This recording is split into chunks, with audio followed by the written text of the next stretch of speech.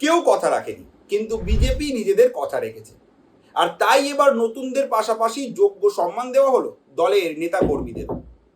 যোগ্য সম্মান দেওয়া হলো তাদেরও, যারা দুর্দিনে অক্লান্ত পরিশ্রম করে আজকের বিজেপিকে পশ্চিমবঙ্গে ক্ষমতায় এনেছে।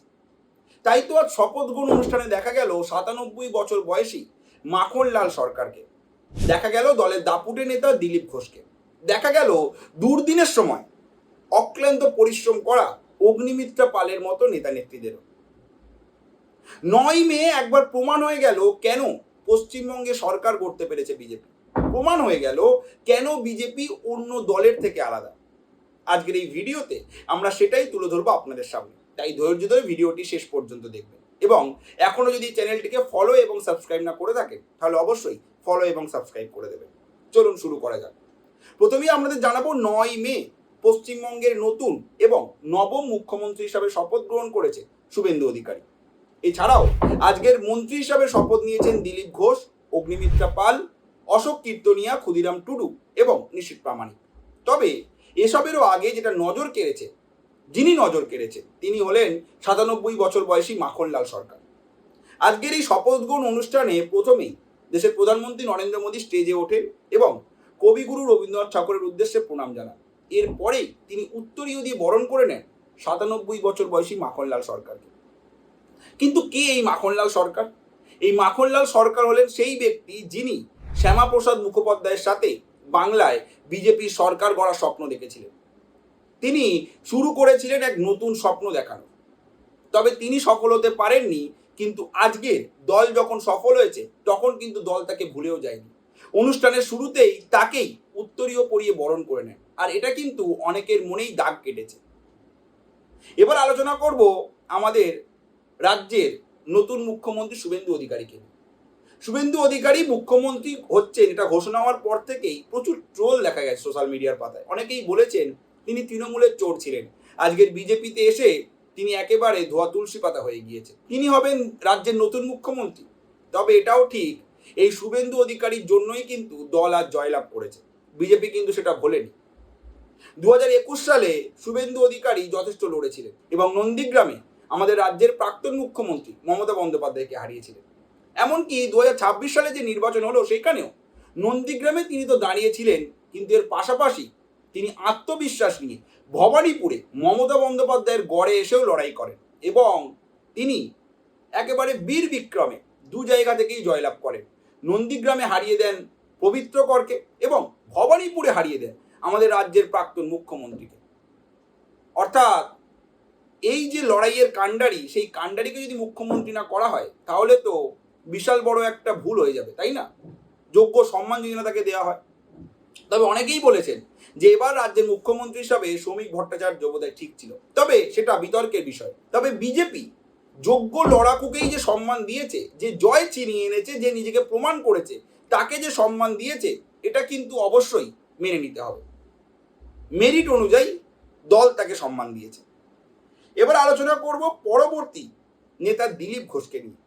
তাকে দেখা গেল আজ দ্বিতীয় শপথ নিতে। শুভেন্দু অধিকারীর পরেই তাকে শপথ নিতে দেখা গিয়েছে। তিনি মন্ত্রী হিসাবে শপথ নিয়েছেন। তবে এটা মানতে হবে, শুভেন্দু অধিকারীর পরেই তিনি শপথ নিয়েছেন মানে তাকে কিন্তু দেখা যাবে এক বিরাট বড় ভূমিকায়। হতে পারে তিনি এবার বিজেপির সেকেন্ড ইন কমান্ড হবে।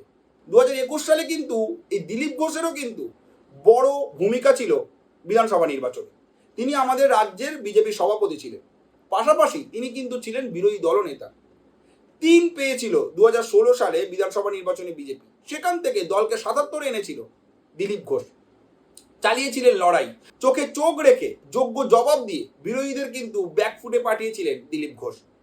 তবে তিনি সেই স্বপ্ন সেদিনকে পূরণ করতে পারেনি ২০২১ সালে। তবে ২০২৬ সালে তিনি নিজের কেন্দ্র থেকে জয়ী হয়েছেন এবং নিজেকে প্রমাণ করেছেন এবং দলের দুর্দিনেও দলের পাশে ছিল। কখনো তিনি হয়তো ব্যাকফুটে চলে গিয়েছিলেন, কিন্তু দল তাকে সুযোগ দিয়েছে এবং তিনিও নিজেকে প্রমাণ করেছেন। আর তাই সেই প্রমাণের ফল আজ দেখা গেল এই শপথ গ্রহণ অনুষ্ঠানে। শুভেন্দু অধিকারীর পরেই তিনি শপথ নেন। তিনি মন্ত্রী হিসাবে শপথ নিয়েছেন। মনে করা হচ্ছে তাকে হয়তো এই রাজ্যের উপমুখ্যমন্ত্রীর পদ দেওয়া হতে পারে।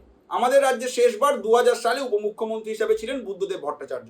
তারপর প্রায় ২৬ বছর এই পদ ফাঁকা ছিল। তবে মনে করা হচ্ছে বিভিন্ন সূত্র মারফত যা খবর, তিনি হতে পারেন রাজ্যের উপমুখ্যমন্ত্রী, নতুন উপমুখ্যমন্ত্রী। চলে যাব এর পরের যিনি ছিলেন অগ্নিমিত্রা পাল। এই অগ্নিমিত্রা পালও কিন্তু বহুত দিন দলের সাথে রয়েছেন, দলের হয়ে কাজ করেছেন, কখনো দলকে ছেড়ে যাননি, সুদিন হোক বা দুর্দিন। আজকে আমরা দেখেছি তৃণমূল হারার পর প্রচুর নেতা পাল্টি খেয়েছেন, প্রচুর নেতা উল্টো পাল্টা বলছেন নিজের দলকেই, কিন্তু এই অগ্নিমিত্রা পাল দলের দুর্দিনে সব সময় পাশে ছিলেন। এবং দল আজ যখন একটা সুদিনের জায়গায় এসছে, দলের যখন একটা ভালো দিন এসছে, দল কিন্তু তাকে ভোলেনি। তৃতীয় মন্ত্রী হিসাবে শুভেন্দু অধিকারীর পরে তিনি কিন্তু শপথ নিয়েছেন না, শুভেন্দু অধিকারী, তারপর দিলীপ ঘোষ, আর তারপরেই দ্বিতীয় মন্ত্রী এবং শুভেন্দু অধিকারীর পরে তৃতীয় জন হিসাবে বিজেপির তিনি কিন্তু আর শপথ নিয়েছেন এই অগ্নিমিত্রা পাল। অর্থাৎ তাকে দল যোগ্য সম্মান দিয়েছে। মনে করা হচ্ছে তাকেও করা হতে পারে উপমুখ্যমন্ত্রী, মনে করা হচ্ছে দুজনকে উপমুখ্যমন্ত্রী করা হতে পারে, একজন দিলীপ ঘোষ, একজন অগ্নিমিত্রা পাল, তবে এগুলো সূত্রের খবর। তবে তাকে দল যোগ্য সম্মান দিয়েছে। এছাড়াও আমরা দেখলাম অশোক কীর্তনিয়া, ক্ষুদিরাম টুডু এবং নিশীথ প্রামাণিককে। আমরা আগেও দেখেছি নিশীথ প্রামাণিক কিভাবে লড়াই চালিয়েছেন। তিনি নতুন যুগের নেতা, তবে তিনি সামনে থেকে লড়াই করেছেন এবং এরা প্রত্যেকেই ফল এনে দিয়েছে বিজেপিকে, এবং দল কিন্তু তাদেরকে আজ ভোলেনি। অর্থাৎ 97 বছর বয়সী মাখনলাল সরকার থেকে শুরু করে ইয়ং নেতা অগ্নিমিত্রা পাল, নিশীথ প্রামাণিককেও কিন্তু যোগ্য সম্মান দিয়েছে দল। অর্থাৎ এটা কিন্তু সচরাচর দেখা যায় না। আমরা তৃণমূলের যে রাজনীতি দেখেছি সেখানে কিন্তু আমরা নেপোটিজম দেখেছি, কিভাবে পিসির পর ভাইপো ধীরে ধীরে দলের কমান্ডার হওয়ার চেষ্টা করছিলেন, লিডার হওয়ার চেষ্টা করেছিলেন, যুব নেতা ও যুবরাজ হওয়ার চেষ্টা করেছিলেন। তবে বিজেপি দেখিয়ে দিল যে দলের কর্মীরাই আগে, দলের যারা খেটেছে, দলের দুর্দিনে যারা পাশে ছিল, যারা দলকে এই জয় এনে দিয়েছে, তাদেরকে আগে সম্মান দেওয়া হবে, এবং সেই সম্মান কিন্তু দেওয়া হয়তো হবে অবশ্যই। এ কথাও ভুললে চলবে না, বিজেপি এই যে জয়, এর কিন্তু একটা বড় কাণ্ডারি কিন্তু শ্রমিক ভট্টাচার্য। বিজেপির রাজ্য সভাপতি হিসাবে তিনি যে কাজ করেছেন তা কিন্তু অতুলনীয়।